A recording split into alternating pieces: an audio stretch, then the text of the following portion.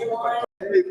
It's straight up 6 o'clock, May 20th, 2024, and I will call the Board of County Commissioners meeting to order. At this time, Shannon Winters from the EMA office will come forward and give our emergency egress plan. Good evening, everyone. I have the emergency management office and your county commissioners will welcome to tonight's meeting. Just a few pieces of information. Restrooms are located down the hallway here. They are ADA accessible. In the event of a cardiac emergency, we do have AEDs in our building. Both of those are placed on the first and second floor in the elevators. In the event if we have a major emergency and we have to evacuate this building, we ask that you calmly and orderly proceed out this front hallway and front door, down the steps, and we're all going to be in the rear parking lot of the facility and await further instructions back there. Thank you. Thank you, Mr. Winters. All right, commissioners, let's answer the roll call for the clerk's office.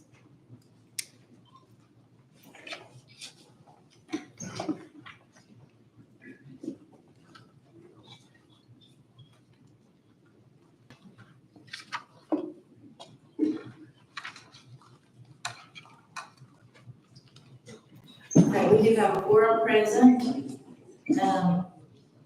Check on some of these are out for reasons that you might be interested in knowing, commissioners. At this time, the floor is open for approval of the agenda or any deletions or additions.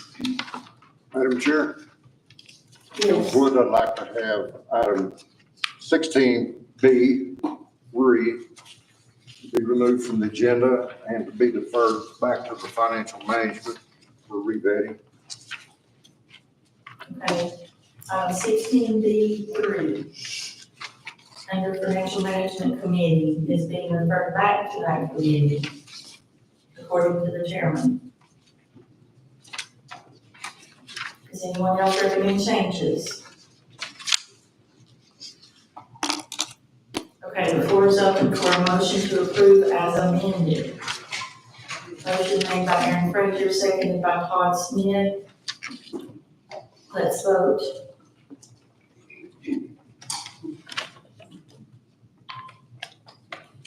Billy Campbell, Yes. Motion passes. We are going into a time of prayer and pledge of allegiance. We will have the prayer led by Commissioner Billy Campbell and the pledge of allegiance led by Commissioner Brad Johnson. Please stand. Dear Heavenly Father God, Lord, to bow our heads today, Lord, thank you for this beautiful day, Lord, that you restored up on each one of us, God. Lord, to let us get up, put our feet, Lord, take another breath. Lord, we do pray for each and every one that's gathered here tonight, Lord, that your blessings be upon each one. God, we do thank you, Lord, for your Son, Jesus, who came and died, that we could have life and have it eternally one day to be with you. Lord, we do pray for each one that's represented here tonight, Lord. We've got some representatives here, Lord. We pray, Lord, for them, their job that they do. Lord, we pray for this county commission board, Lord, that we use wisdom and knowledge, Lord, using your money. God, we do pray for each county official, Lord, that you give them the wisdom and the knowledge that they need. Lord, tonight we can never praise you enough for the prayers that you answered for us. Lord, the miracles that you work in our lives. God, we ask these things in thy name. Amen. Amen. Attention, salute, pledge. I pledge allegiance to the flag of the United States of America and to the republic for which it stands, one nation, under God, indivisible, with liberty and justice for all. Will the elected and appointed officials please stand for recognition at this time? All statewide and countywide. Thank you all so much for your service.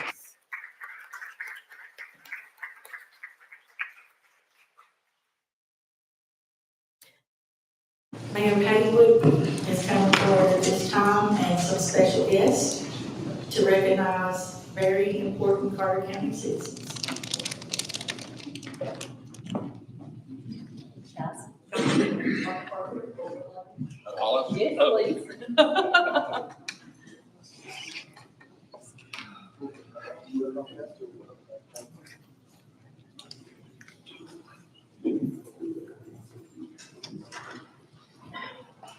Tonight, we're going to recognize a very special group of students that's graduated in Carter County. This is the second group of students to graduate this program in Carter County.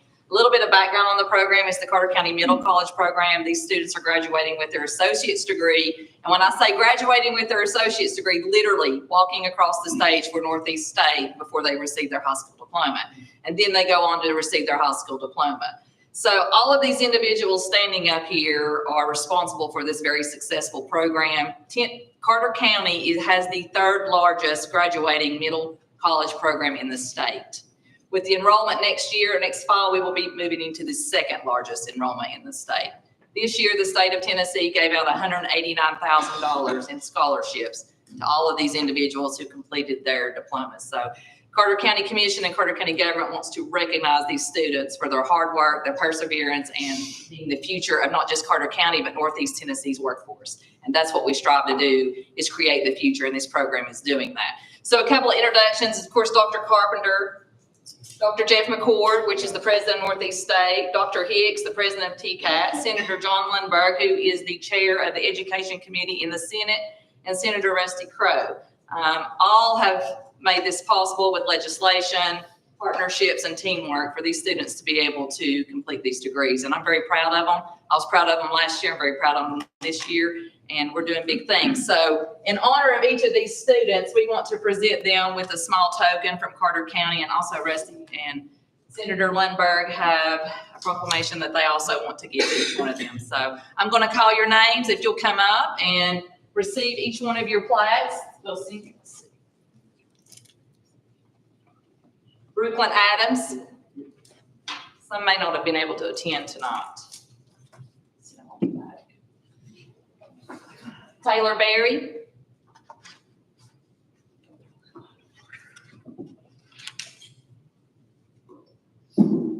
Daniel Buckaloo.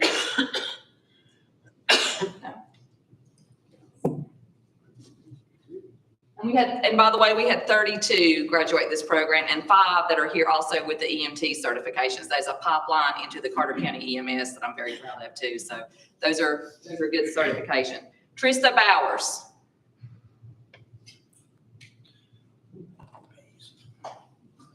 Hayden Campbell.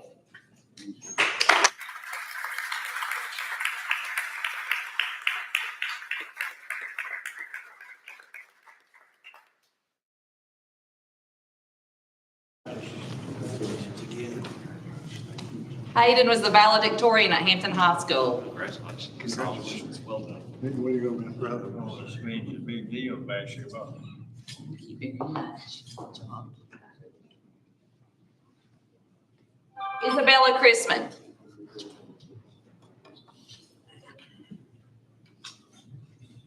Sienna Click.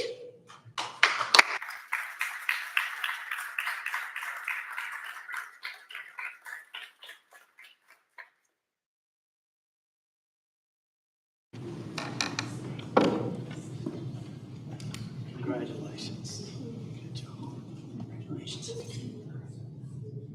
It's like graduating all over again. Third time.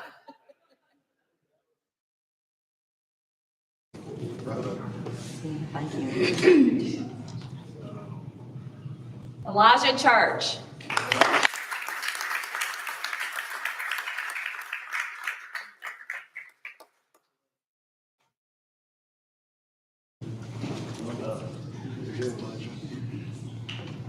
They're all individually done, so she's having to find the name. There you go. Tyler Collins.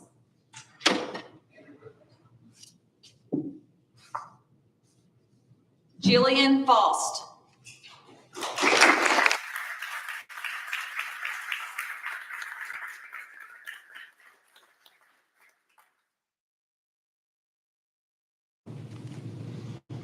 Congratulations, Jillian. Congratulations, Miss Jillian. Congratulations.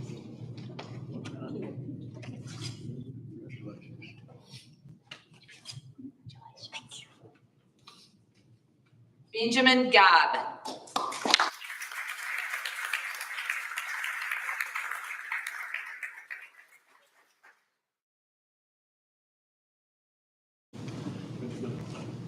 Benjamin, great job.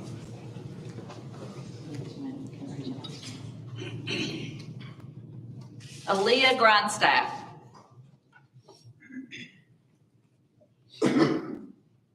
Taylor Grindstaff.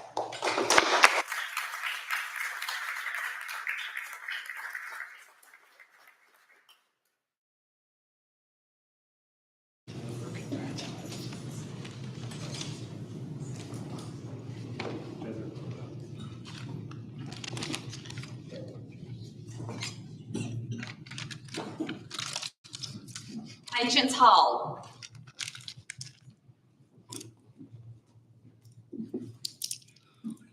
Megan Johnson.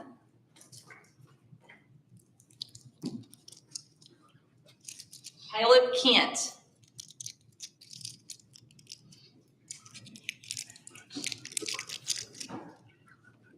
Jason Larimer.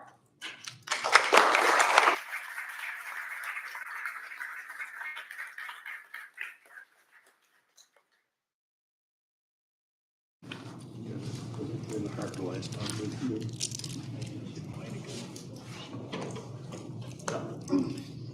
Let's take it. Jason Willow. You're welcome. And just one quick last introduction. This is Miles Verdine. So he makes a lot of decisions that go into these programs. So we are blessed to have him here in Carter County. Miles, thank you for being here. Thank you. Sorry for the grand entrance. It wasn't that grand. Lewis.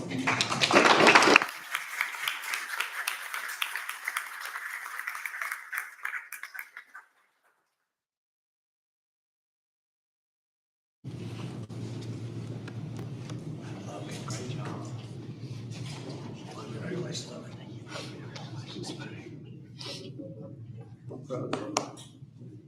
Good job. Samuel Lewis.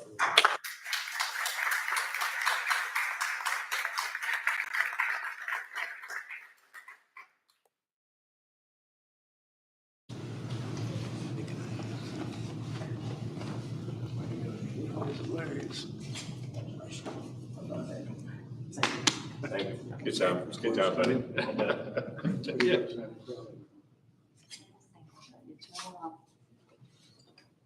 Savannah McGinnis.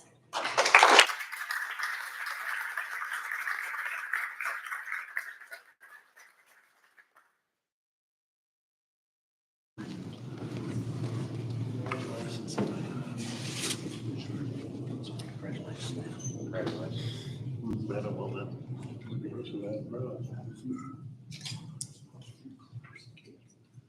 Elijah McKinney.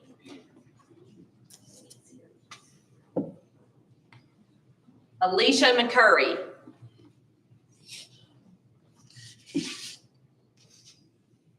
Brock Morrell.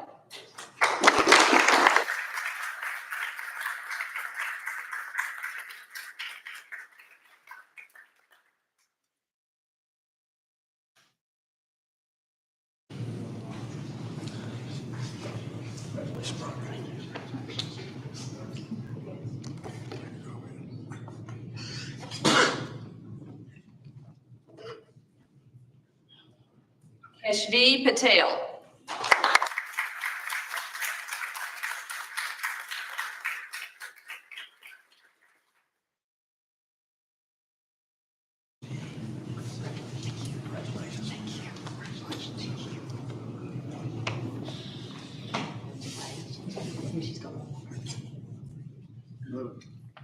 Olivia Surratt.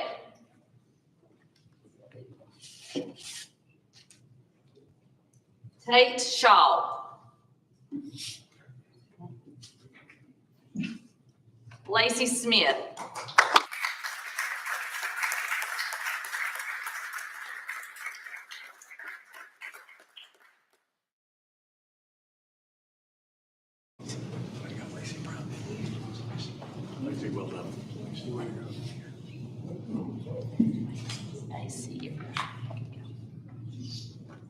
Talia Stewart.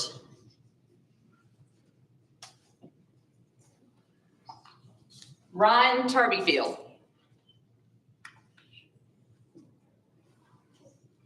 Matthew Varan.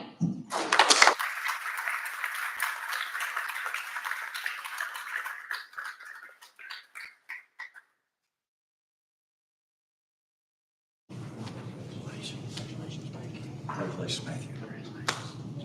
Matthew, well done. Thank you. Proud of you. Great job, Matthew. There you go. Natalie Ward.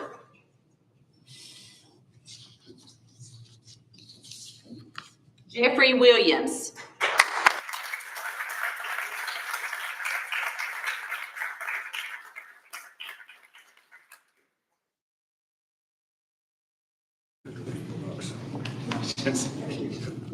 Jeffrey, well done. Way to go, Jeffrey. Jones back there. Now, these are going to go out to the kids who received the EMT certification, and that's a program through Northeast State. That's a pipeline into our EMS here in Carter County, which is extremely needed. So super proud of these kids, and some of them couldn't be here tonight because the rain has moved a lot of their functions for graduation to tonight. But I'll go ahead and call them out, and I hope some of them may be here. Abigail Ham. Miguel Hernandez. Lindsay Roan. Desiree Street. Bethany Sluter. So all 5 of those students will graduate.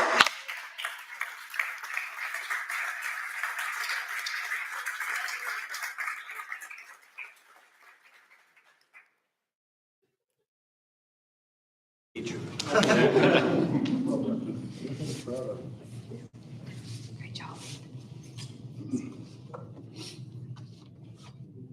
And this was our middle college TCAT graduate. We had one, and that is Austin Caraway.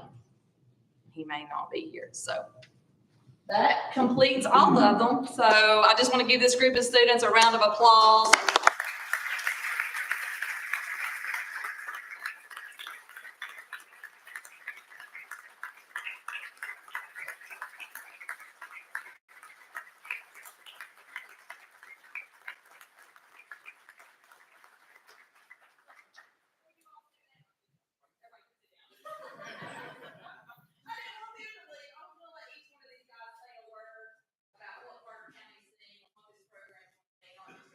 But to Northeast Tennessee. I think Commissioner Johnson remembers several years of us putting together what we called a CTE working group and coming and meeting in this courtroom once a month for almost a year, discussing this program, how to get it going, building a facility. And this is the product of those partnerships. Those partnerships are so important to Carter County, and it's probably one of the more proud things that I'm a part of, is just creating these partnerships to bring this to Carter County. So I like each one of you guys to say a little something about the program. Hey, everybody, Jeff McCord with Northeast State. First of all, thank you for trusting us with your children.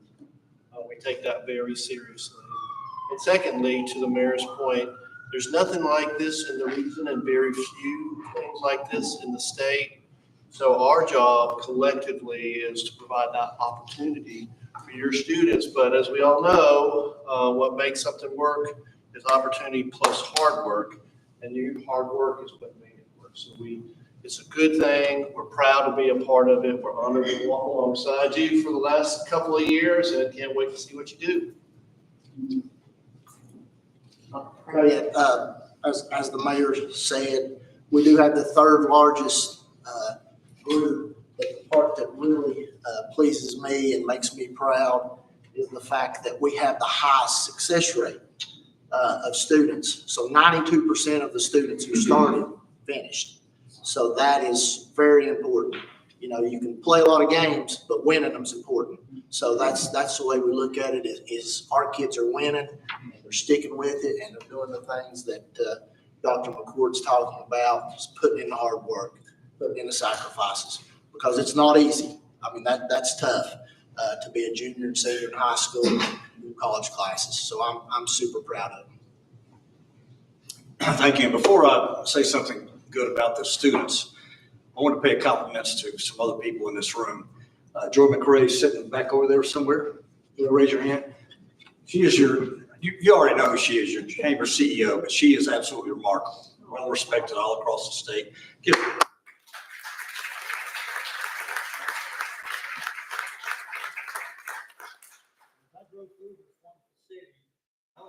Enjoy the beauty of it, but I enjoy seeing the growth of it. So I know you guys are working hard to make positive things happen. Other person I want to say something good about is Mayor Woodby.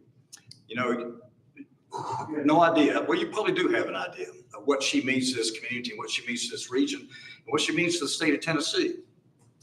Governor Lee has spent more time up here than he does in Nashville. And actually, when I'm asked who my favorite mayor is, and I'll say this in front of my mayor, I live in Kingsport, Pat Shull, my favorite mayor is standing right over there. Because she gets stuff done, and she doesn't hesitate.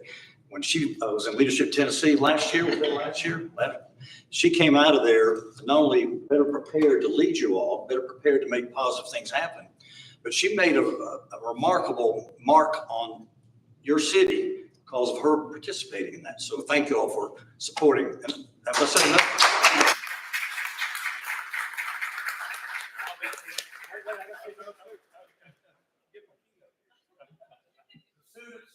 So very, very proud of you. Serving on the Tennessee Board of Regents. I serve with people who do what I do, volunteer to do what I do all across the state. We talk about you all. We talk about you guys. And talk about what the things that are happening up here. And so I want to say thank you to your moms, your dads, your grandparents, your families for supporting you and for working your rear ends off to get where you are today.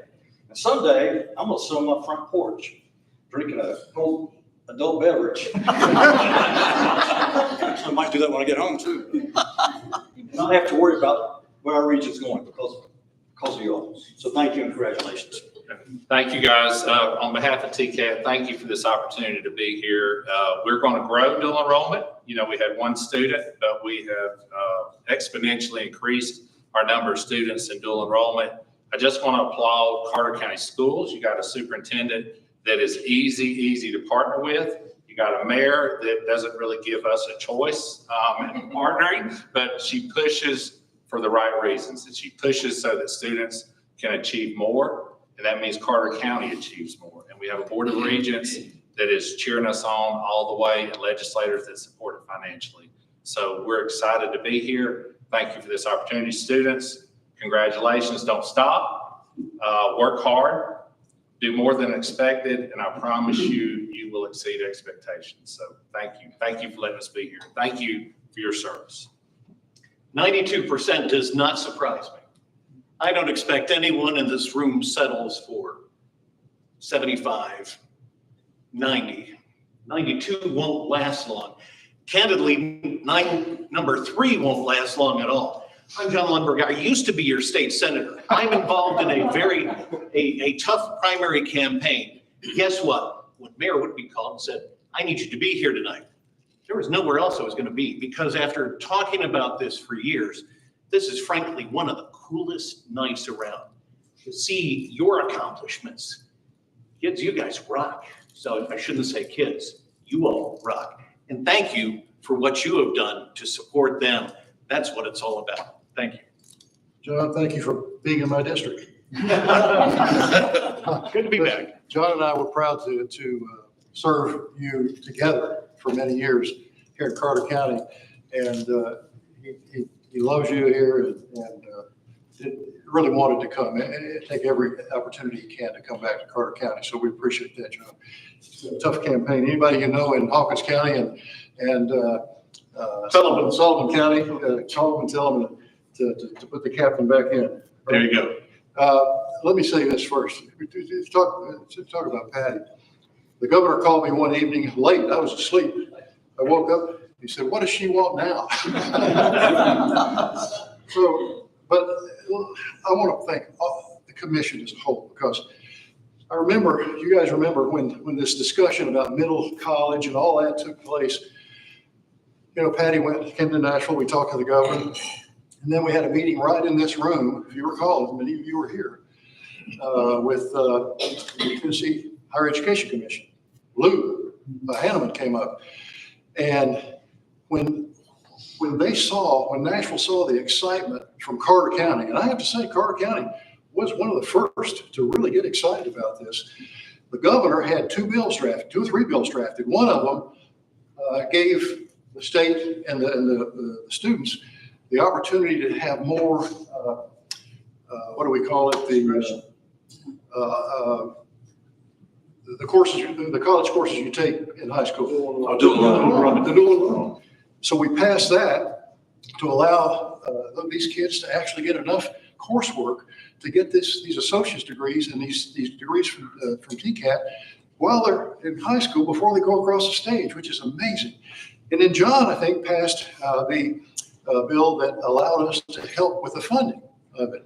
But if it weren't for this commission, and I mean this, you guys take the lead on lots of things. The sheriff came out the other day on one of the bills to protect our schools, and Carter County was first to say something on that.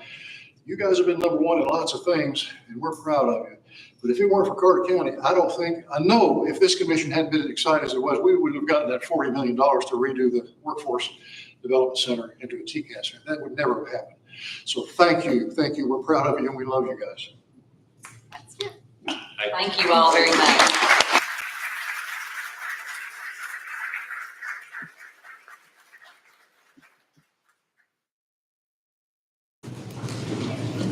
See you Thursday, John. See you Thursday.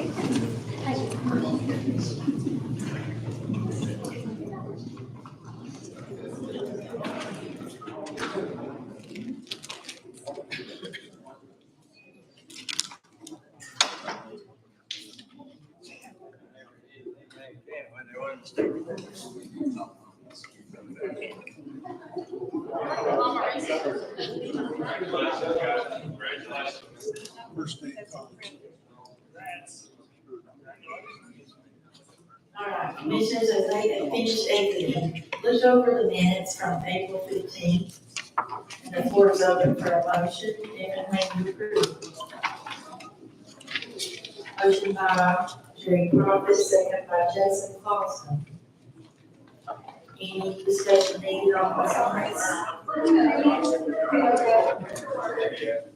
Let's go to the minutes from April. Yes.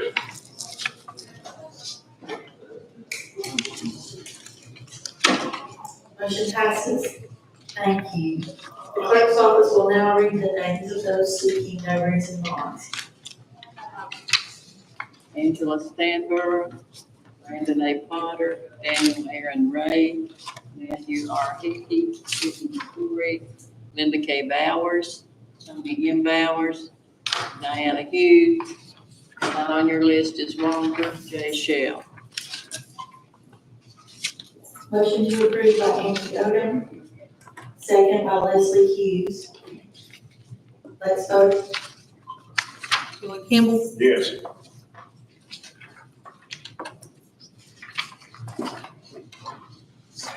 Motion passes. So the county trustee, Chad Lewis, or his designee will be coming forward to talk about the 2022. It says on the agenda, factual additions and deletions.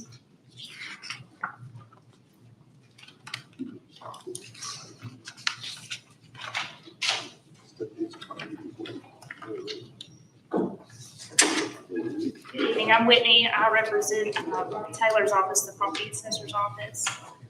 We do all the additions and deletions. Those that don't understand, the 3-year rollbacks mean that they were on Greenbelt at one point in time, which is 15 acres or more, and they've come down under 15 acres, so that's where you get your 3-year rollbacks from.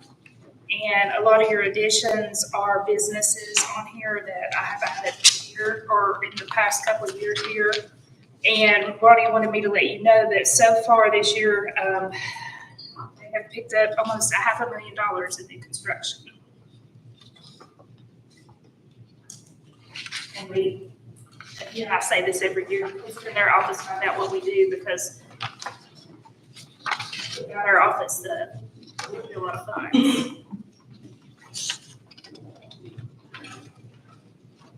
Commissioners, do you have any questions for Whitney or trustee Chad?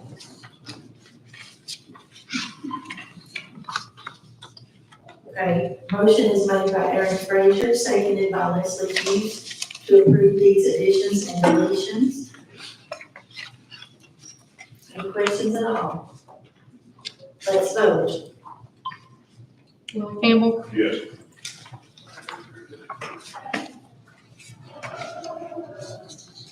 Motion passes. Public comments begin now. Come forward to the podium, please. State your name and your address. Yes, Mr. Charlie Von Cannon.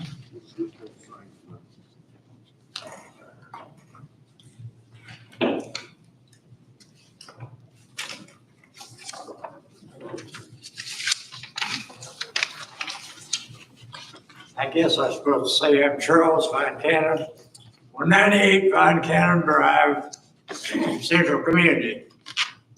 Tonight I want to say my heart breaks for the folks at Little Milligan. But this is not the first time that schools have had to be closed, because at one time, this county had, John, how many? You said 52. 50 schools. At one time, this county had 50 school buildings. I say 52, but he says 50, so I'll defer to the press. The thing about it is, it's business is business, I guess, but it's painful. Hopefully, with something I'm working on as vice chairman of the Bruce, Tennessee Human Development Agency, I may be able to help Little Milligan. We put, as a federal agency, about $1,400,000 into this county through the agency that I'm vice chairman of. Recently, you gave the teachers a raise, but the money was not there for Head Start teachers. So we was able to find enough money to match the county teachers with Head Start teachers. But that's not what I want to talk to you about. I want to talk to you about chain of command. Most of you are military, or you know what change of command is. As a chairman of a committee, you have no right, based on the way I read the regulations, to go to Nashville or anywhere else without discussing a problem with the county executive. The county executive was elected to be your leader. So let the person be your leader. Don't be going around them, through them, under them. The chain of command is important. I noticed there's some dissension of picking on other people in the community, and maybe it's good that you do. However, it's not good. I said one time that there's one thing you don't do. You don't pull on Superman's cape, because Superman might get you. The last time we had a political problem here, well, several years ago, we lost $20 million because of things like people trying to go around officials in this county. And if you don't believe that, call me up personally and we'll go over it and I'll show you how that happened. $20 million is a lot of money. Your county mayor has spent hours and hours and hours developing a good rapport with Nashville. Do not destroy that rapport, because they'll be here when the governor's gone.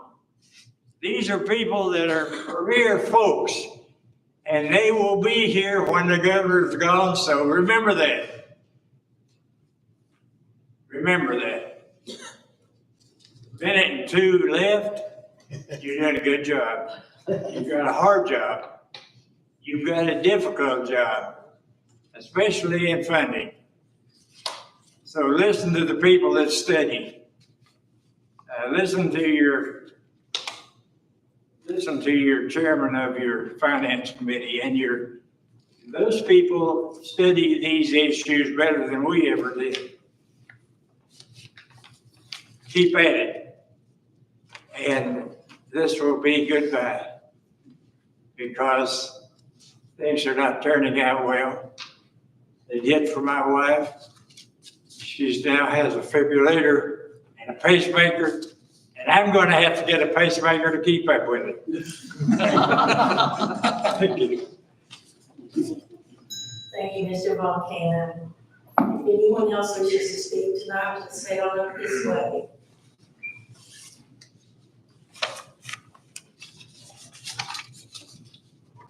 All right, we will conclude public comments.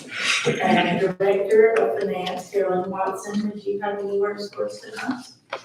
Your financials are in your packet, and all other items will be discussed in the committee reports. If you need anything or have any questions for me, feel free to call me or email me. Okay, thank you, Ms. Watson. Mayor Patty would be. I just need to do an appointment to the First Utility Board. The committee, their board has voted and recommended Keith Bowers to be reappointed to a new term, and I would like to make that appointment and enter it into the minutes. Keith Bowers, Senior. Thank you, Mayor. Communications Director, Mark Ridings.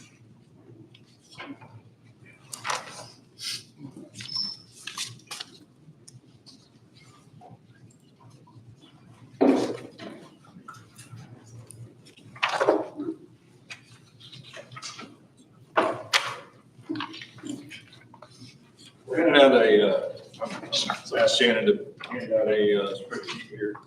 This gives us a breakdown of the different departments within the county. All the radios that we're going to be looking at purchasing on the system, the new system. We contacted all fire departments. At one point, we had one holdout who was asking for radios, and I was able to work that down. So we got that under control, so that was a good thing. We're down to 20 radios with that particular department. They were at 40. So we've got some minor changes. You'll see those down through here. County Highway Department, I think, has got maybe some radios on there different. It's all pretty much the same as it was. The landfill, I wanted to note there that landfill is requesting that we actually salvage some of the radios off of the system that's currently in place. Find some really good working radios and perform swap for them and give them those old radios. They didn't want the new ones for the landfill system, so they wanted to keep on the old VHF system so they could communicate that way. That would help save some money there. There's a few little changes down on 911. Originally, they were asking they weren't asking that it was, I was working with Motorola in the beginning. Motorola had made some changes there, and Motorola was saying that they needed 4 of a certain type of radio and 8 of another type. I talked to folks over 911, and they said they only need about 10 radios, so they don't need 12. So we're actually going to consolidate that into one type of radio, and it's only going to be 10 instead of the 12 radios. So there's a minor change there. Going up on the right-hand column there at the top, this proposal number was for all volunteer fire departments, and that was in place when we put the original Motorola system in, and it was voted in as an approved proposal. So that's the numbers off of that proposal. The numbers on the right-hand column are the numbers that we're at today. So those are the numbers that we've got that down to. We're looking at on portable radios, instead of 179, we've almost cut it in half down to 92. So we've got quite a bit under control there. Other than that, as far as updates, I do know that the Motorola, the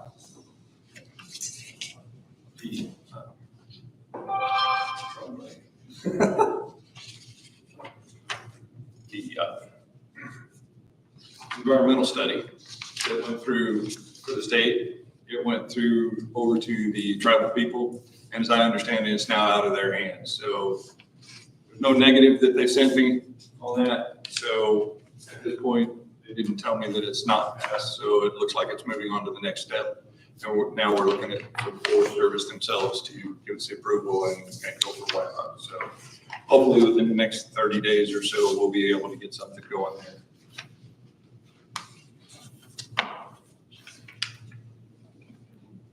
Commissioners, would you like to ask any questions?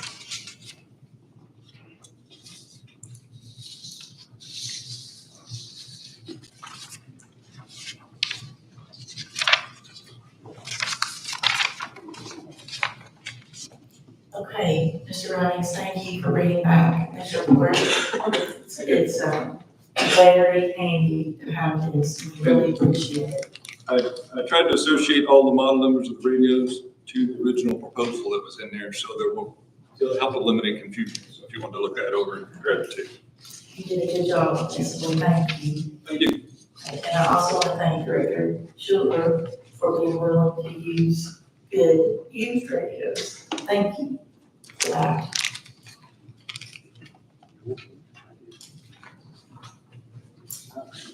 All right, Dr. Acuff, I think we could maybe make a plan to go through as many of these as we can and take a break at 7. Sure. Okay, because normally we try to finish all the budget amendments before break, but tonight we might cut it in half or something. There's a whole lot of questions. It shouldn't be too difficult to make it through 15 items. Okay. So if you'll turn your attention to Budget Committee items, we'll start with the first one, which is a motion to rescind Resolution 688, a resolution to require a balanced budget, restrict the use of unused and unencumbered funds, transferred back to the general fund balance each year, and establish a reserve capital improvements fund. That was originally adopted on January 16th, 2018 by the previous board of county commissioners.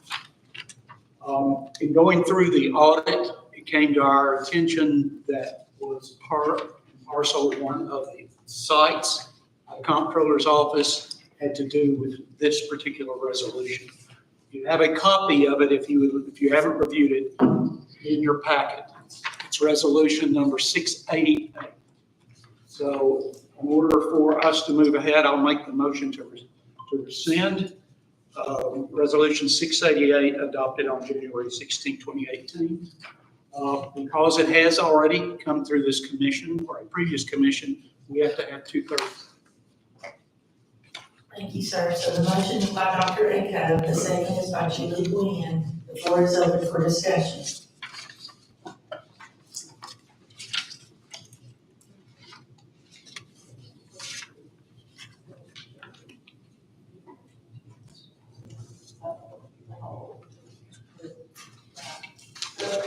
No, not present, 16 votes. 2/3 of the entire membership is. That's what I was trying to say, but I didn't say it. Okay. Aaron Frazier. I'm struggling to understand why we would remove a balanced budget resolution from within the county that would restrict how that we could spend unassigned funds when balancing a budget.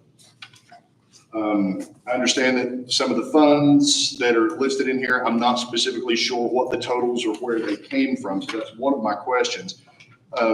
Director Watson, if I may, Madam Chair, what were the funds and the amounts related to? There were several items. It's the wording of the way it's in the resolution that is what's causing the problem. And their recommendation has been for the past 2 years that we rescind this resolution, that they're not, this audit finding is not going to go away until that is done.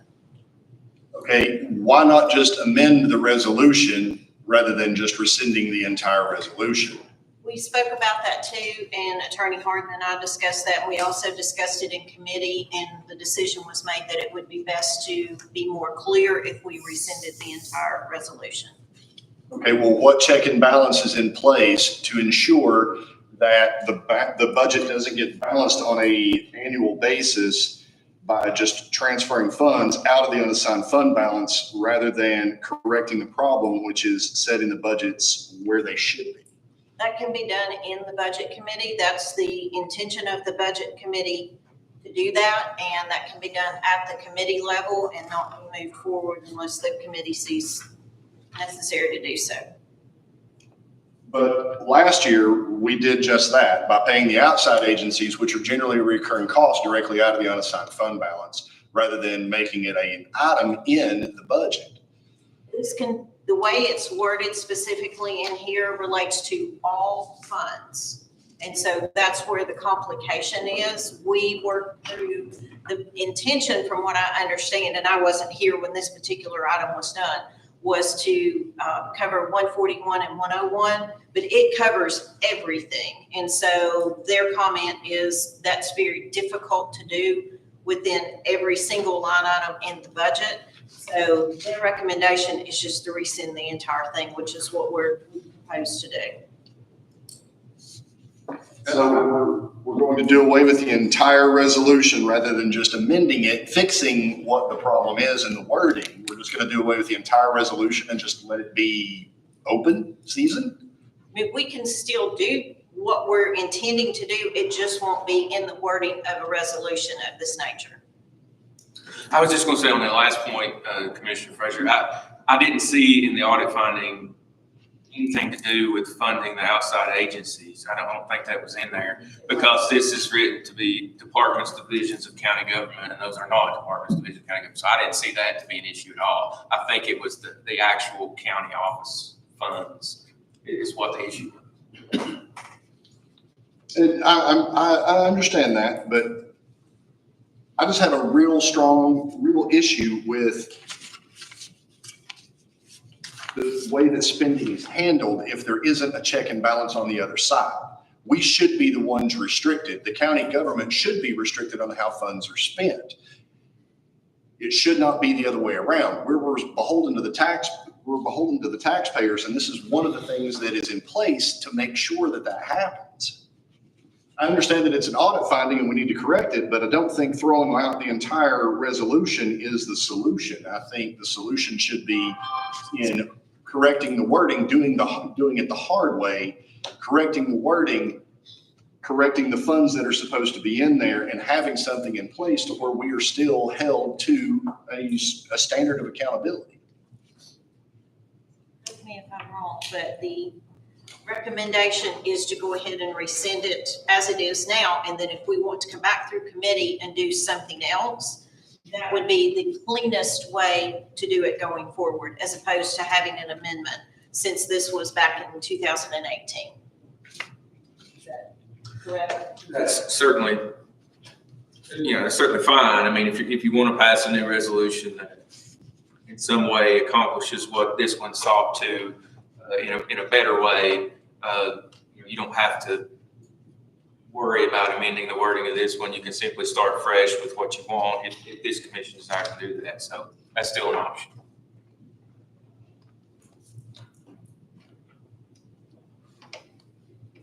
Any other questions? I guess it's time to vote.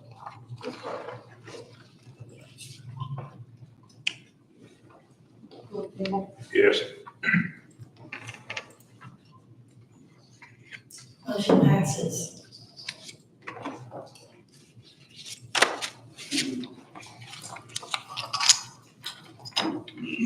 Item number 2 on the budget agenda. Make a motion to approve general fund budget amendment 101-11, items 1 through 27, in the amount of $1,767,138.58, with $540,447.08 coming from the reserve fund. There are 27 of those in your packet. If you like, I can read each one of them, but most of them are recognized by the department to move funds around at the end of the year to balance their budgets. Okay, we have a second from Commissioner Field. The floor is open for questions and discussion.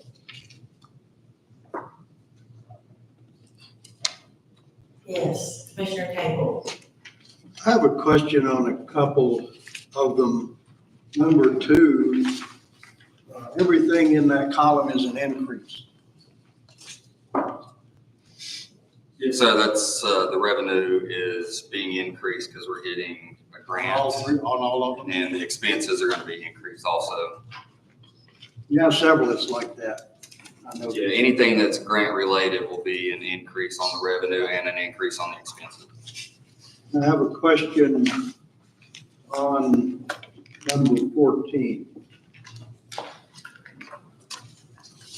$194,647. Law enforcement equipment. What kind of equipment was that? That one's part of SRO grants where each officer is giving $75,000 per school. So anything above their salary and benefits will go to law enforcement equipment or uniforms. The equipment that's used is very specific and they have to report back to the state which equipment they're giving each officer. The equipment will stay with each individual officer. Those equipment items, inventoried and all of that, is itemized? Yes, sir. They will be. What they are? It seems to me that we should know what they are. I mean, to me, if we're gonna put all of that in one lump sum of money, how does the commission know what that equipment is? Some of it's specific, I know. Are they vehicles in it? Are they radios in it? Captain Range, you want to answer that, please? Yes, there will be a specific list. Each school got a different amount of money based on the salary and benefits of the officer that's working that school. I have to inventory every item that we purchase. There will be weapons, weapon lights, flashlights, uniforms, ammunition, everything that's been approved by the state to buy. That's a separate inventory from our regular inventory. I have to report every piece of equipment for this grant to the state. And I have that list, and it's broken down per school and per officer.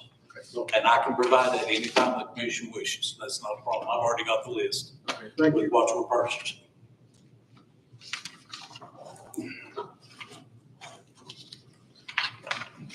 Anyone else have questions? Okay, then it's time to vote. Yes.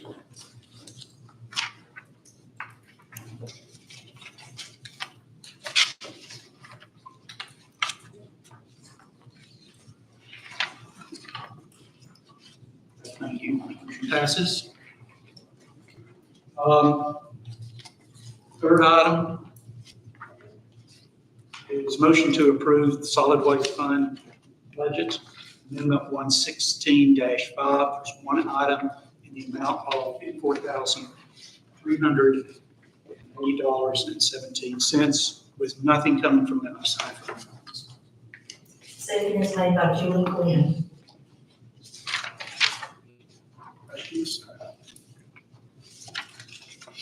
Let's vote. Bill Campbell, Yes.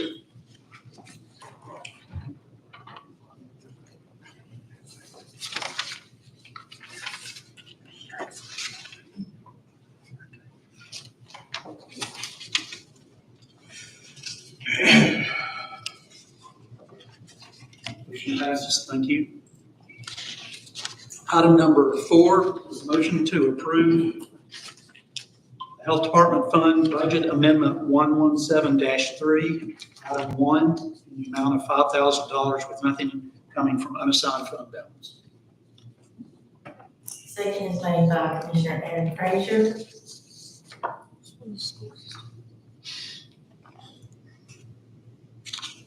Anyone have a question? Okay, let's vote. Willie Campbell. Yes. Madam Chair, there's a discrepancy. Some folks had a different, Mine is showing the motion for the school system's budget, but yet his is showing health department on the app. yeah, his is showing the school department as well.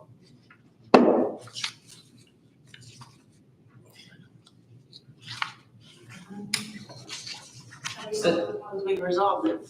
Is that, can you tell me which motion? Can somebody read the motion? Because that's not what I have on this budget. Now, on mine, it's showing budget 4, motion to approve health department fund. On theirs, it is showing, I think, number 7. Yeah. Can I sneak over your shoulder? And it was still one. 1.9. Yeah. This one isn't even on the list.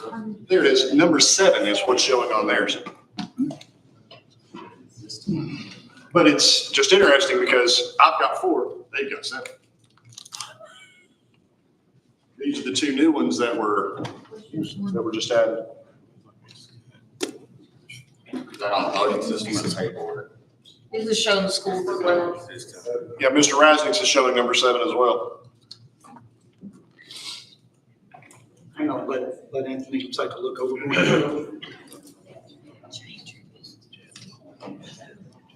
Oh, yeah. That goes in public. Attorney Martin, as long as everyone understands which motion we're voting on, does it matter if the member differently? Okay, what we're gonna do. Okay. What we're gonna do is the software takes a screenshot of each vote. So we're gonna finish the vote and then check her screen to verify that it still is accurate and the vote is accurate. And then we'll go on to the next one and see if they're all cleared up, because if not, then the only thing to do is everybody disconnect. She would have to restart the software, bring it back up, and everybody reconnect again. I'm showing motion 4. Yeah. Yeah, I see mine matches yours, but. Right, but they're seeing something else, so let's. Here's budget 4 and see Mr. Prophet's budget. So do you want me to go ahead and vote for budget 7? No, you're voting for. I mean, like, do you want me to click yes on this and see what it does? The motion is to approve the health department fund. That's what I announced. I'm voting yes on 4. I just. Yeah, so we're gonna look at the screenshot and verify that it's the correct vote for 4, and that it doesn't say 7. You want me to go ahead and? Well, yeah, let everybody, Get updated on his. It updated on mine too. It showed budget 4, even though it was showing budget 7. Yeah. Okay, we're good. Okay. so on now 5, is everybody say 5 now? Yeah. We have a very good. No, 4's completed. Okay. 4 is done.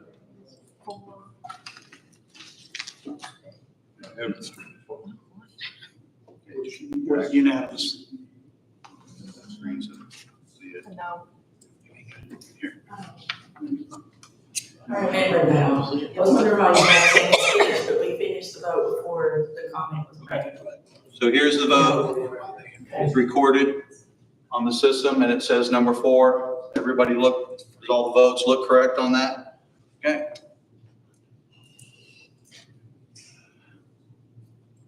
What's that? Come back. That's weird. I don't think that's ever happened before.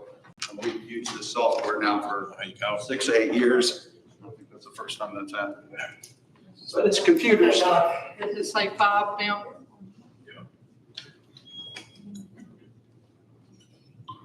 Okay, item number 5, and I'll make the motion to approve special revenue fund budget amendment 127-1, item 1, in the amount of $1,477,267.95, with nothing coming from unassigned fund balance. We have a second by Jerry Prophet and a request to speak by Nick Holder. Mine is showing number 8. Mine's showing something different as well. Showing number 9. I suggest we take a break, restart the computer. We're gonna take a break in a few minutes anyway. See if it lines up. Madam Chair, is that acceptable? Yes, it is. Thank you for the suggestion. Let's do it. It's a great 3 suggestion. minutes. I'll let you. Yeah.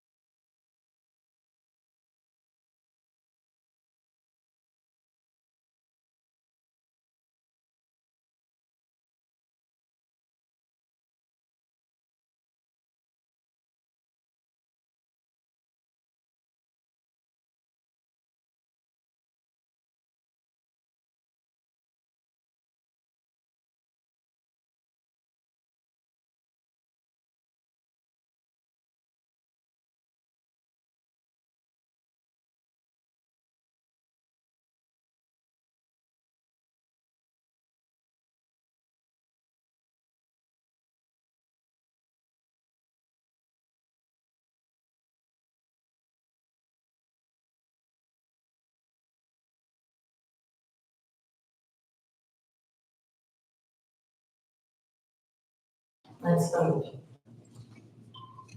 Willie Campbell, Yes.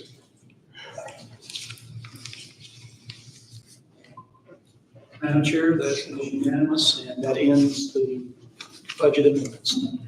Thank you, Dr. McAdam. And congratulations on to the animal shelter. Good numbers.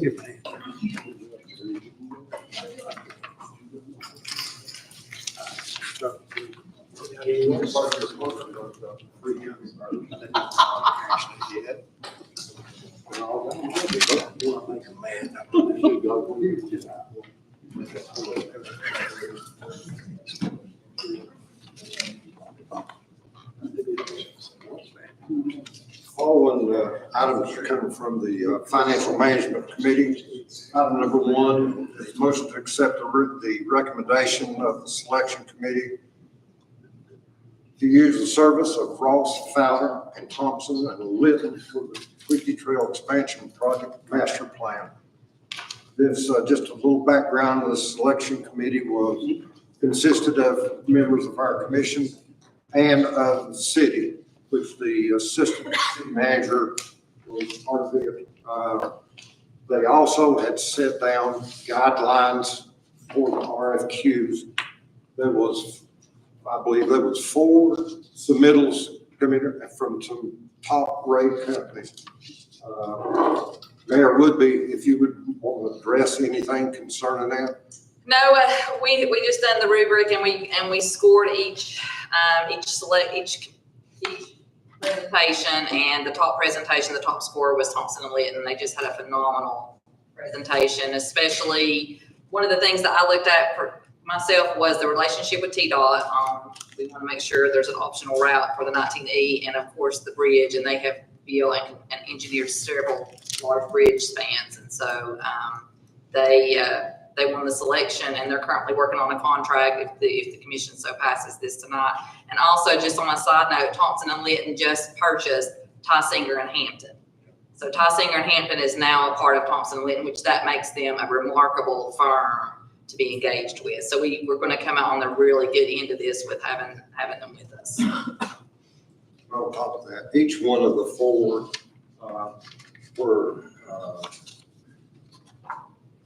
have past experience locally and regionally and are superb companies. The packages was unbelievable. There was a matrix determined, given points in several different categories to be graded by. I guarantee you they were close. That's how close the company was. So I place that forward the motion to accept these selection committees of Ross, Fowler, and Thompson and Litton for the Tweety Trail Expansion Project Master Plan. Okay, can you put Johnson in as the motion, please? Okay, is there a second? Aaron Frazier, thank you. Floor is open for discussion and questions.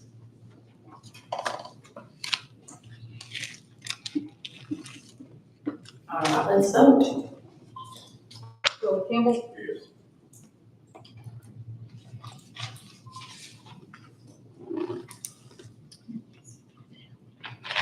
Unanimous, thank you very much.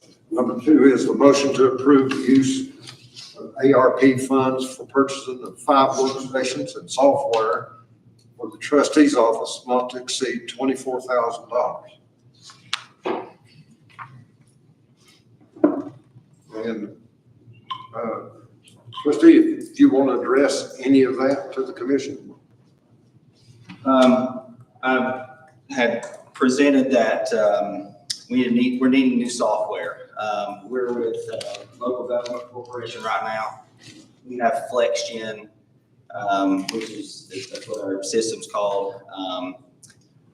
We've been on for 30 years since paper. It does great, but they're actually getting ready to do away with it totally. They have one person that still services the FlexGen software regularly at LGC. If she quits, they probably will say, we're done. So I'm trying to be proactive here. We're also being told by LGC that we're needing 5 new workstations. Those are now 7 years old, 8 years old, I believe. They're actually 8 going on And we're supposed to be switching those out every 4 to 5. That's kind of under my discretion, but I think we'll try to push them out as long as can. 8 is probably really long for those. If any of our computers go down, we don't collect the money. So we have to have those up and running. The maintenance costs would actually be less if we go to this per year, on a yearly basis. Our maintenance would be less. I actually looked at it very thoroughly, thorough enough to where I actually took out monitors being purchased from LGC because they were so expensive. I can purchase them on Amazon, save another $600. So I really tried to cut in here and cut out things that we don't need. Battery backups, you don't need that anymore. Certain little things like that. So I think I've cut out around $1,700 out of our maintenance costs, plus it will be less each year if we go to what they call next gen. Another thing, if I want to go, do any type of training or anything, I have to go several counties over for somebody to train us or train anybody that wants to come into my office to run FlexGen. Most everybody is on the next gen system now. There's only about 5 or 6 counties in the entire state now that's on what we're on. 1 or 2 major things just to point out to you. It would be really nice for us to be able to email and text message statements instead of mailing them out. I get people every single day in my office. I had one today. He was mad because we sent him a delinquent notice. Well, he got that, but somehow he didn't get the statement that came out in October. If he was to sign up for an email, I guarantee it comes to his email.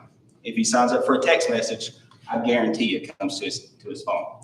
So that will also eliminate a lot of our paper being sent out, envelopes.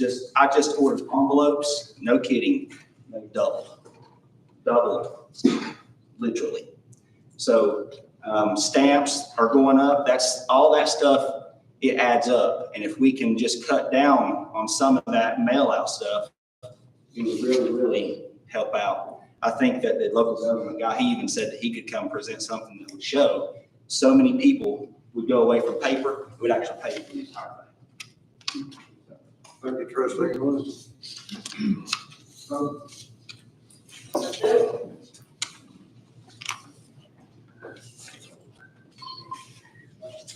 Campbell? Yes.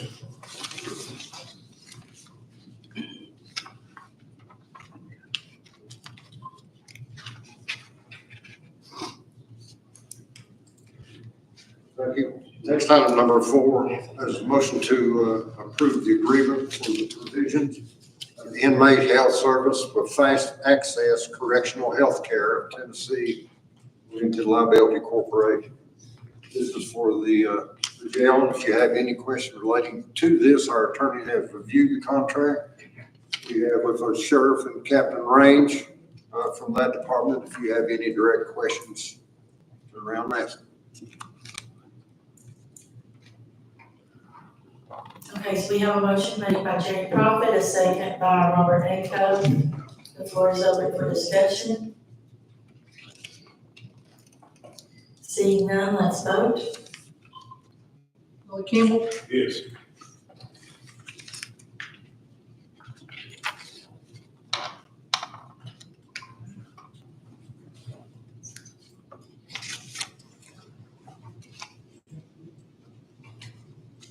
Thank you. Will be unanimous.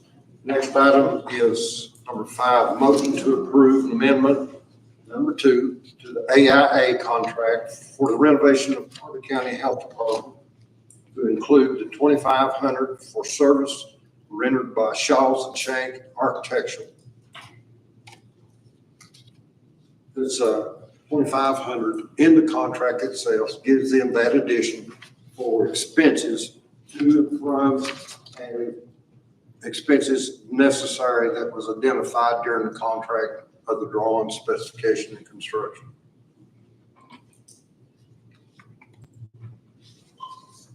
Okay.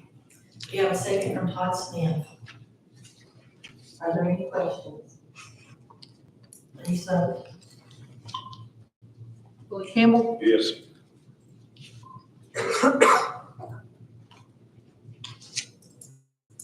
Will be unanimous. Number 6, motion to approve the Tennessee Department of Transportation bridge replacement contracts for 20 total bridges.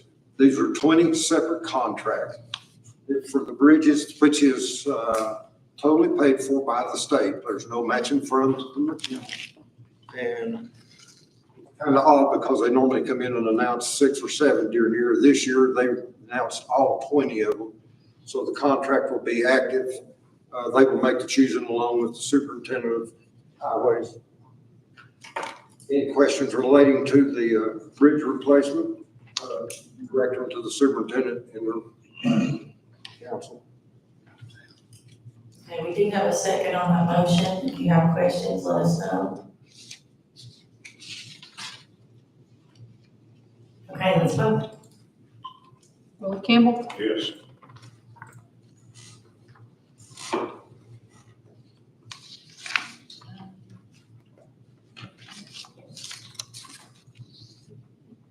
Locked up. Had a little glitch in mine. When mine come up, it already had voted yes. yeah. It says, says you voted.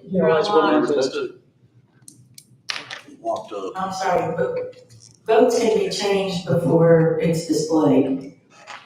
But this one, Locked up completely. Locked up. It won't let you vote.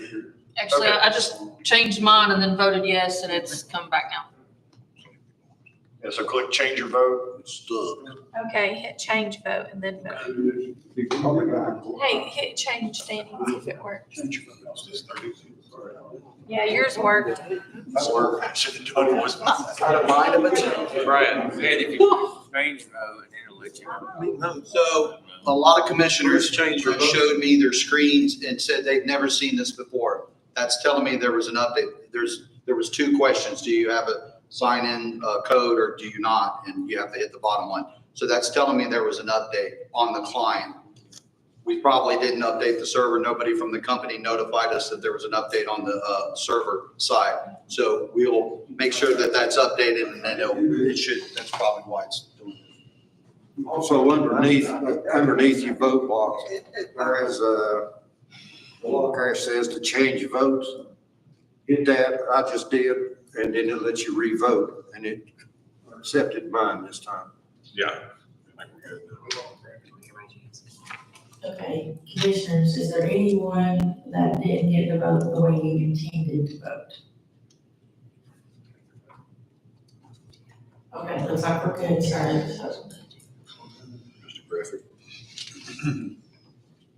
That's unanimous. The last one is a motion to approve the surplus list presented for disposal by the circuit court. That list will be in your packet.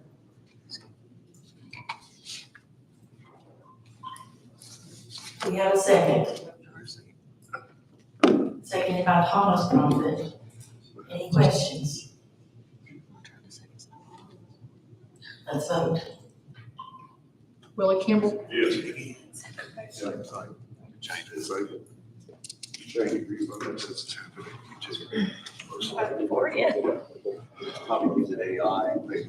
Did it vote for you?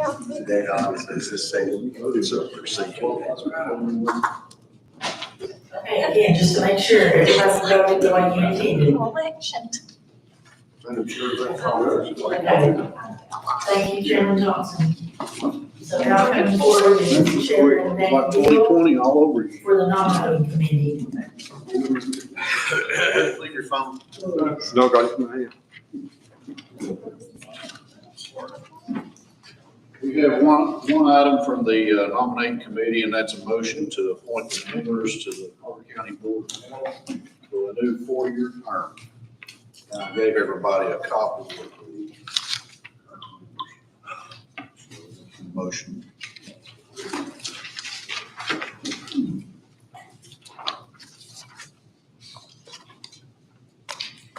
Okay, we have an official motion by Jerry Prophet and a second by Kelly Collins.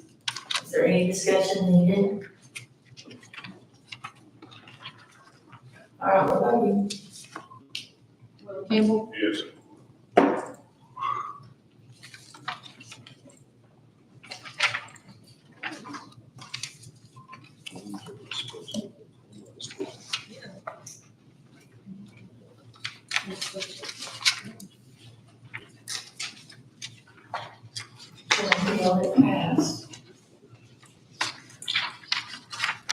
Okay, before we move to other reports, is there a committee or board that would just like to give us an update of any kind?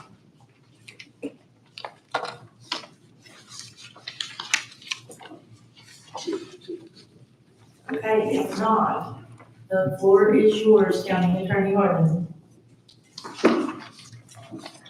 Okay, as usual, there'll be a written report in minutes that you all can see all the activity I had throughout the month, specifically as to litigation, continuing on the litter violation cases. There was 2 more cases filed in Chancery Court this month, along with an additional case seeking injunctive relief for a zoning violation, the planning office as well.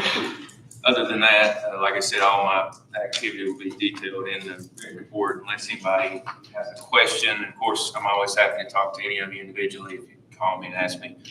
But one thing I did want to bring up, after the Building and Grounds Committee meeting, I kind of gave a little update about where we were with the archives building purchase. After that, I became aware that I think the Records Committee met. Mr. Jermaine called and told me that they had suggested the potential of doing a purchase and sale agreement between the county and the Masonic Lodge. We don't have that in place right now. I think everything that I sent out to the Building and Grounds Committee came to everybody, I believe. But essentially, back in February, the commission voted to offer the purchase for the $510,000 for the property. And then I sent a letter following up that with kind of the conditions of that offer that the Masonic Lodge people received. And then thereafter they voted. I don't have any sort of official record of their vote. All I have is communication from the person in charge of their organization that they did vote to approve it. So customarily, obviously, in a land sale situation, you would have a purchase and sale agreement signed by the buyer and the seller. We don't have that here. If you want me to draft that, I certainly will. And we can authorize the mayor to sign it on behalf of the county, and then the leader of their organization can sign it to lock both sides in on this deal. To my knowledge, certainly we're still in, and they are. And the last word I had after that meeting was speaking to the head of their organization, Mr. Moreland. They're working to clear up those title issues. But since the suggestion was made, certainly I'm happy to do it. If you all desire for me to do a formal purchase and sale agreement to lock both sides into this. So if you do, let me know, take a vote. I'm happy to do it, and I'll forward the same to Mr. Moore. Okay, so Bradley Johnson has asked to make a motion. I'm going to ask you, sir, if you will please state that motion. Yes, let's take the motion that we authorize the county attorney to do the sales agreement between us as the purchaser and with the Masonic Lodge as the owner, and to be authorized by signature of the mayor. Second. Okay. For Gwen's record, Aaron Frazier, can you push the button? Won't let you. Okay. So Aaron Frazier seconded it, Ms. Gwen. Okay, the floor is open for discussion. And I would like to ask what contingencies the attorney plans to place on that contract. Certainly be the same things I detailed in that letter that I sent out back in March. Contingent upon the inspection of the building by inspectors that we choose to make sure that it's in good condition, acceptable survey for the entire property, and that they're able to convey good marketable fee simple title, sufficient for us to get a title insurance policy with the typical contingencies. I don't have, unless I'm directed to a deadline or a timeline. I know typically there would be 30 days to close or something of that nature, but we're a little up in the air about how long it's going to take them to resolve their title issues.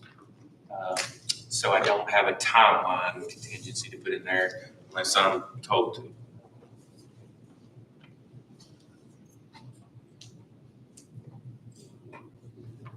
Does anyone else have comments or questions? Madam Chair, who establishes the timeline? Is that the purchaser?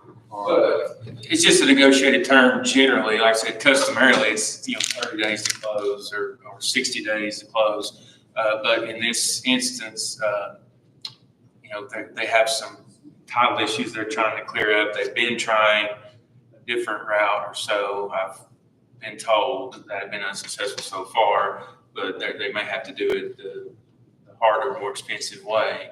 And maybe they'll have to come to that realization. I don't know when. If we have a contingency such as that in there, if y'all want to set such a timeline, I mean, that would allow us to back out of the deal if they can't meet that. But I don't know if you're interested in doing that or not. I think we're interested in purchasing it, is what I'm understanding. So I don't know if you want to put any pressure on that or not, as far as, how quickly they have to resolve their issues.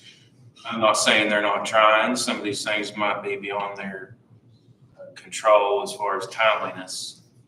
But again, I'll put a term in there if you all direct me to do it.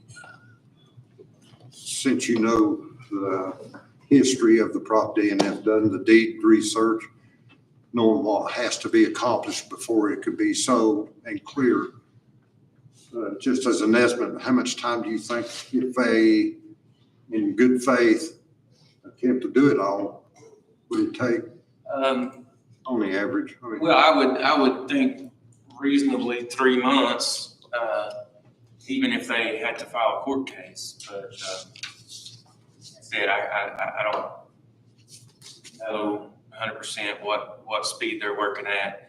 It's not anything any of them do for a living, right? So they're not necessarily, it's not any of their houses, right? So that they don't have a real big driving incentive. But my understanding is they are working on it. But I would think certainly it could be accomplished with due diligence in 3 months, at least from now.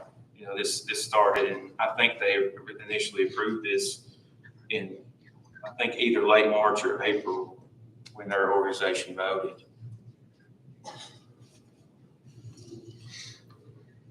Commissioner Burrow? I talked to the master today, and he said it could be September or October of this coming year.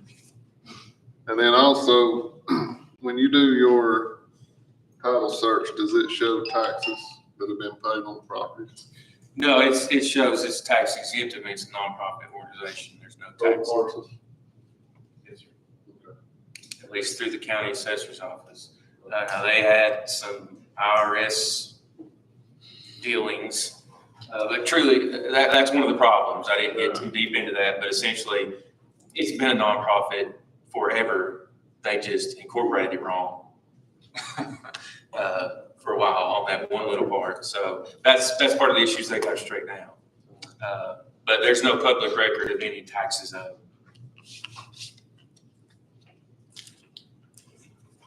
Okay, so if they're not able to clear up the other parcel, that would be covered under our survey contingency. Well, just the contingency of providing good, clear title, which they couldn't do unless they get this fixed. Because the deed, the last deed of record is in the name of an organization that hasn't existed since the 1980s.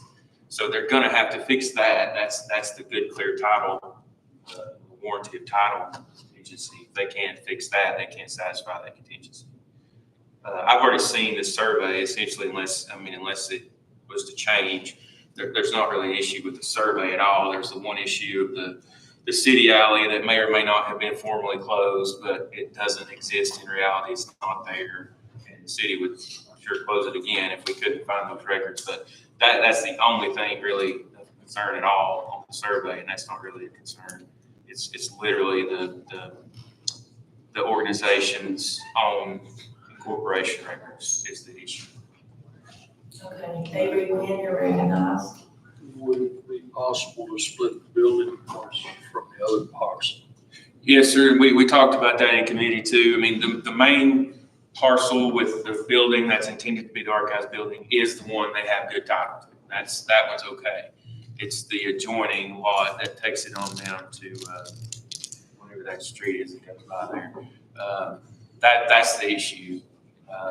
But again, well, at least in the committee, it was discussed, you know, we don't want to, you know, the vote here was to purchase it all. You don't want to necessarily separate those if you don't have to.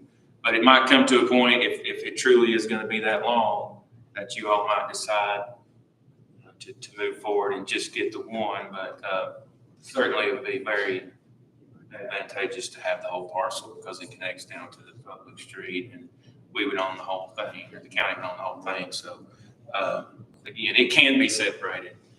But I think you have to revote on, you know, what part we're purchasing for what amount of money at that point. It would be a different deal, so to speak.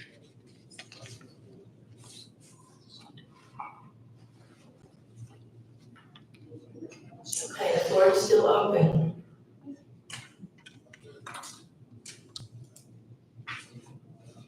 Okay, we do have a motion and second. If there's no more questions, let's vote. So I want to make sure that I'm understanding, there is no timeline contingency that you all desire me to put in there.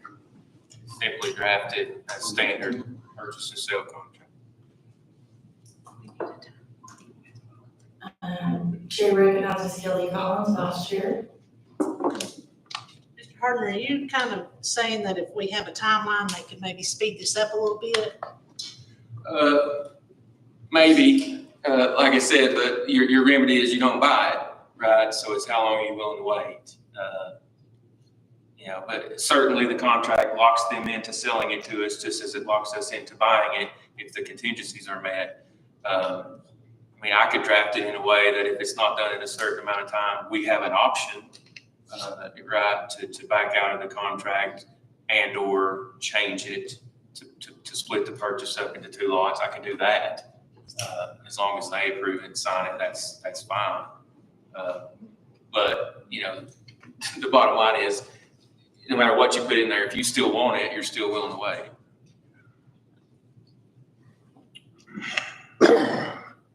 Do we want to wait 6 months to put it, or longer is? Yeah, that's your all's decision. Yes, Commissioner Deal. Sorry, my phone won't do anything. Okay. So, I thought the whole purpose in jumping on this building was because we need a place ASAP. So now we said we had to get in a place to put these records, and now we're just in limbo. We've been in limbo, and we've had a lot of issues with this property. And that's concerning. And I'm not disagreeing with you. I would say the title issues were not known by anybody until we started looking into the title search when we were going to do the deal. And so that's when this came up, and it's, you know, like I said, I do believe that they are working on it. It's just hard to fix 40 years worth of problems, and you know, it's going to take some time. I've not heard anything that made me think anything different than we still want to buy it, they still want to sell it. I think the gentleman actually said they had located another building to move their meetings to. So, you know, but yeah, it's unfortunate, but they're going to have to fix these problems or we don't get good title. So on our end, we're going to have to be patient if we want. Commission, I would suggest that we protect ourselves with a timeline contingency of some sort.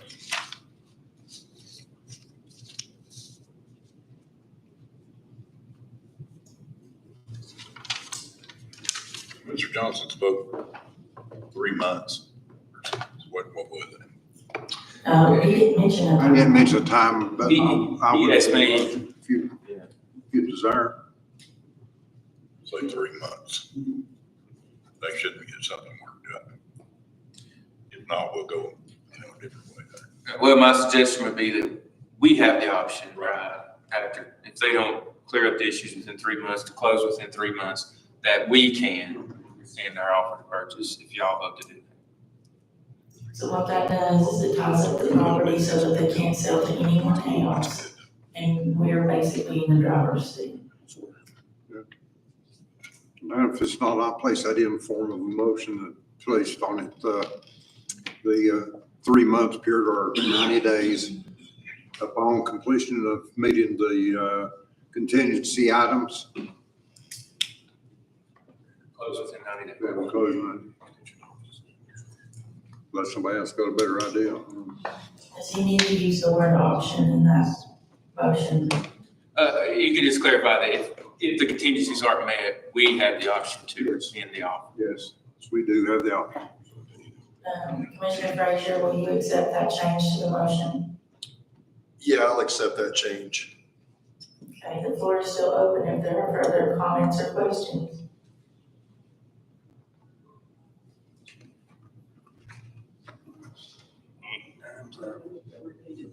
Yes. Attorney Harden, should you repeat it to her, or should Mr. Johnson repeat it to him? I make the motion that based upon the completion of the contingency items for the purchase of the building, to be given 120 days. 90 days, sorry, I had 220, 90 days to fulfill the sale. And see, the other part of it was, If the contingencies aren't met within 90 days, the county has the option to rescind the offer to purchase. yes, Is that what you want to do? yeah, you just put the words in my mouth, thank you. Hallelujah. It's big, but.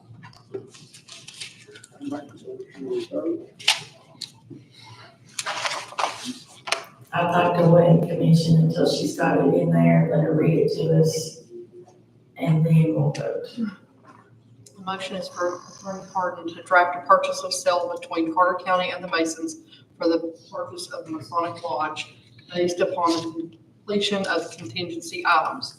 If not met in 90 days, the county has the option to rescind the offer. Correct. Do the contingencies need to be stated in this meeting? Not necessarily. I mean, those are standard contingencies that go in a purchase sale contract unless you feel like they need to be. I'm happy to state them.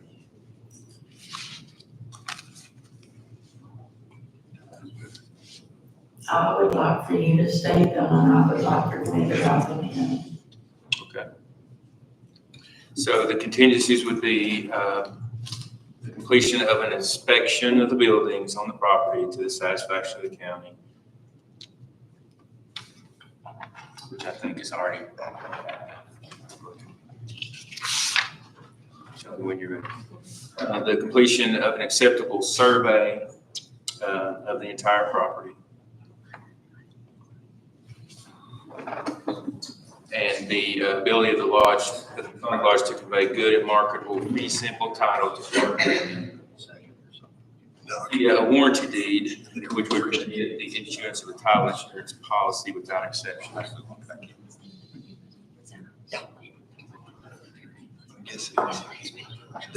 And then the last one was the fulfill the conditions to close within 90 days.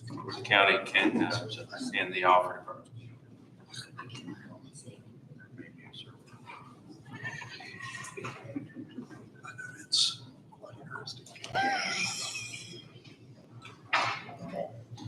Confident and comfortable? All right, Commissioners, okay, Mr. Williams. Are you saying on both properties or one property? I'm saying both, and like I said, after that time, it could come back to this commission, and if you all decide to extend additional time or to change that, to purchase one part, not the other, right away, whatever, this would be the whole ball of wax within 90 days.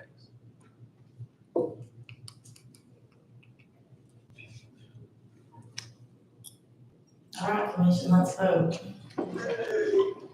Billy Campbell, Yes.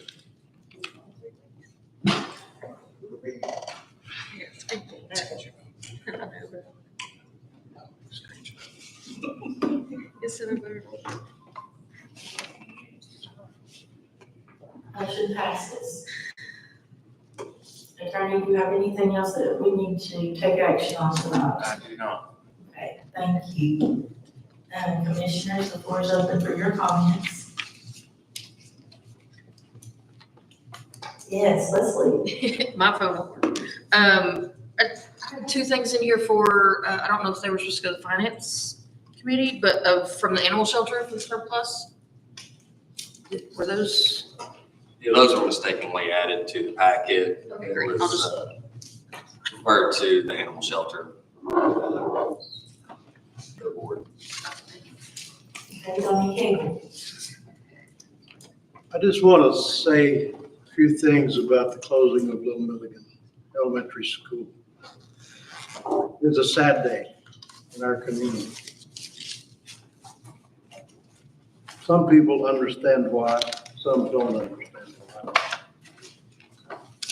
It leaves a vacant building. Hopefully, school board will vote to turn it into a community center. That's our hope.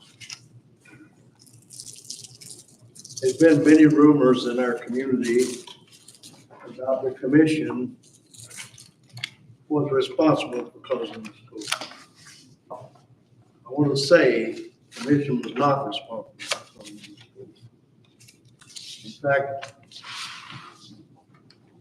the day before they closed it, voted to close it, I found out about it. I had enough time to go to the meeting.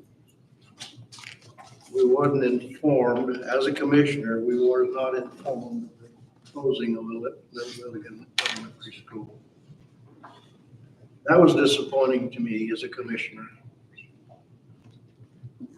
They had a second vote to close it, same as the first vote. So I just want to say that as a commissioner of the community and as a resident of that community, that it is a very sad day for all of us. For the families, a lot of the children there will end up being homeschooled because of the transportation problem that they are in the community. It's happened and it's going to continue to happen in our county.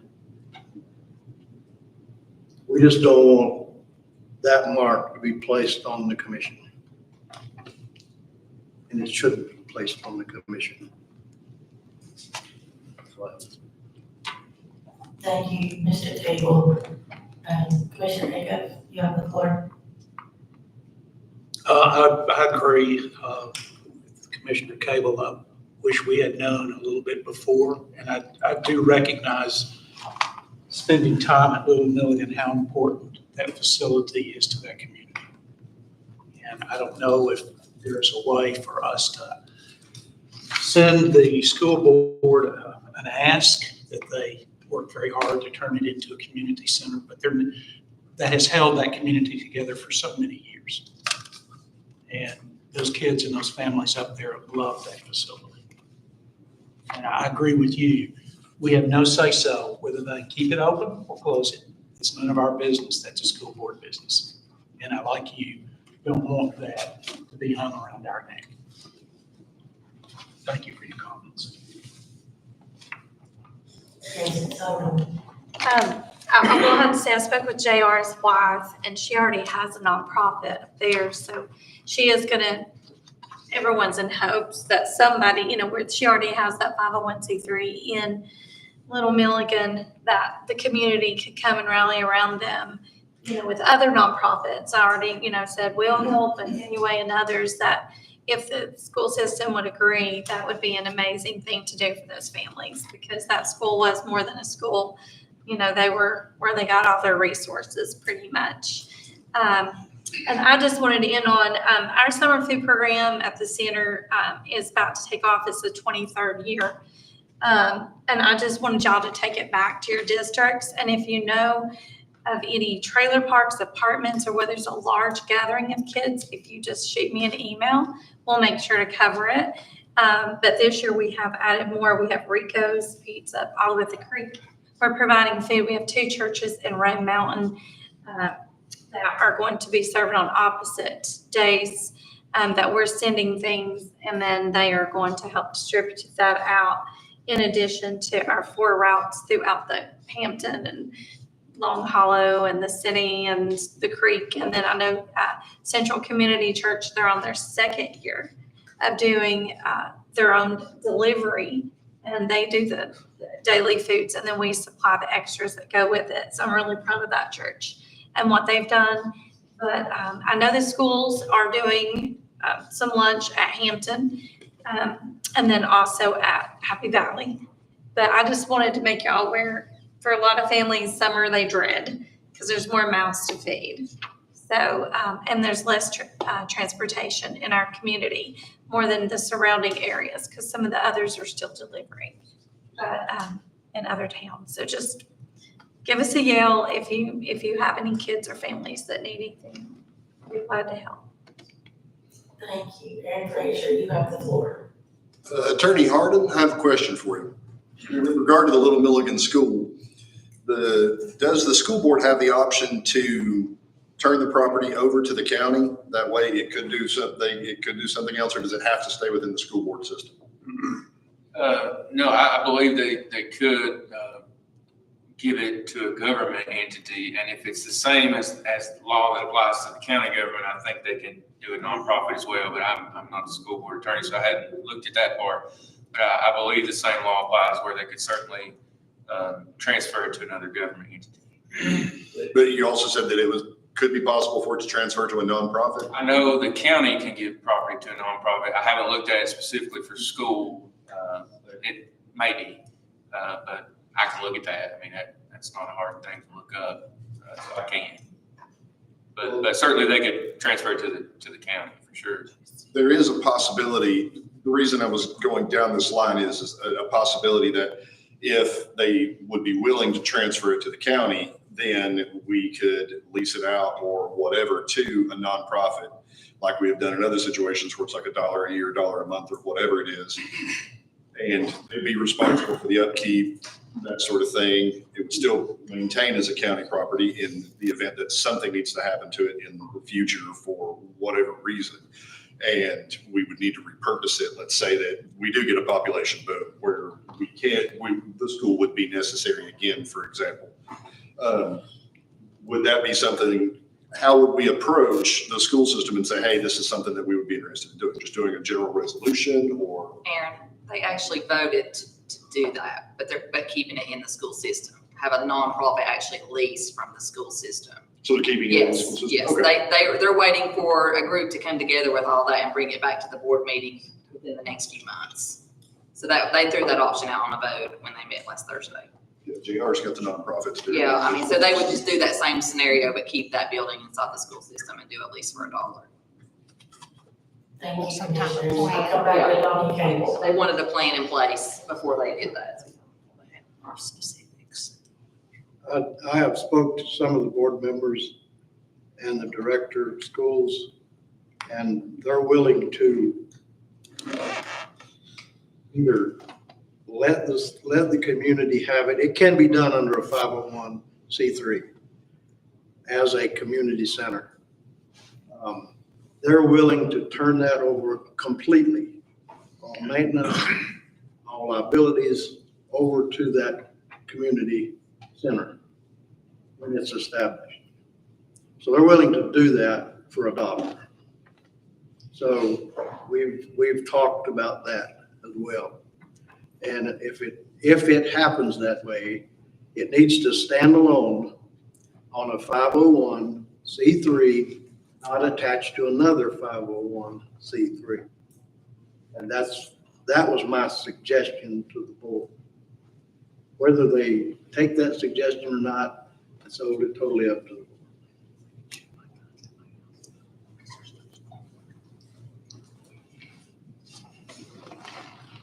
Are there any other comments this evening?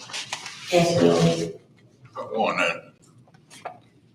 Mr. Cable said, and Mr. Rackett too, and I go along with this too, this needs to be printed in the paper that this commission board has no right to override the school board.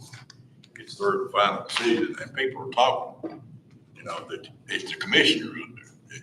We're doing something about it, but we got nothing to do with it. It needs to be printed and put out there for the public to see. Did you hear that, Don? Kind of what Donnie said a little while ago. Okay, anybody else? Yes, Avery. I've got a question. I don't understand it. Maybe it's just because I'm not been in politics or community for as long. As a commission, we fund the school board, don't we? Wasn't it to the tune of somewhere in the neighborhood of $50 million more?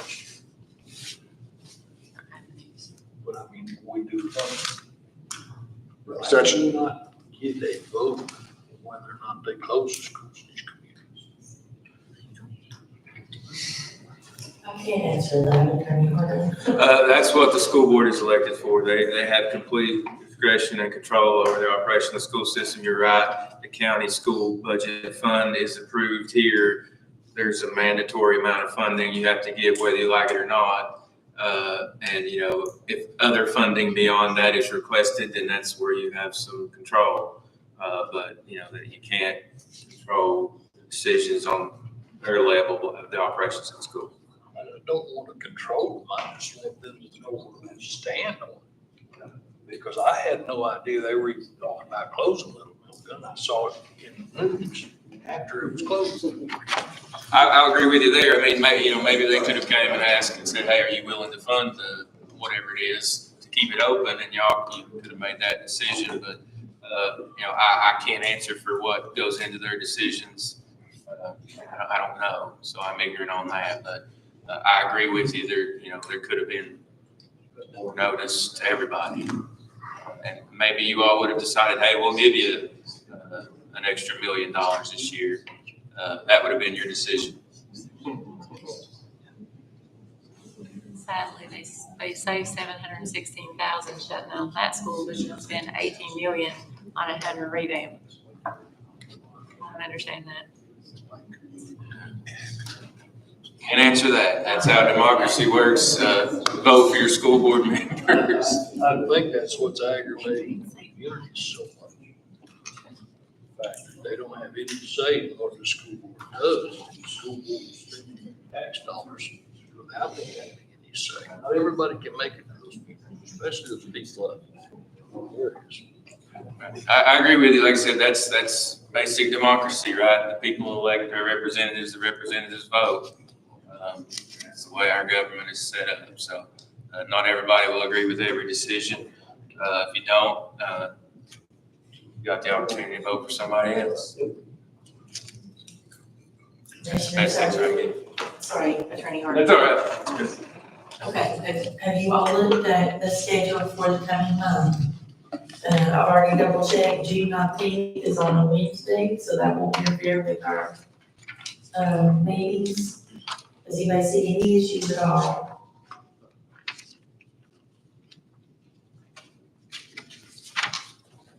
Okay. If there's nothing else, Jerry, I make a motion to adjourn. Is that motion seconded by anybody? We're glad here. Well, have a good night. Thank you. Finally,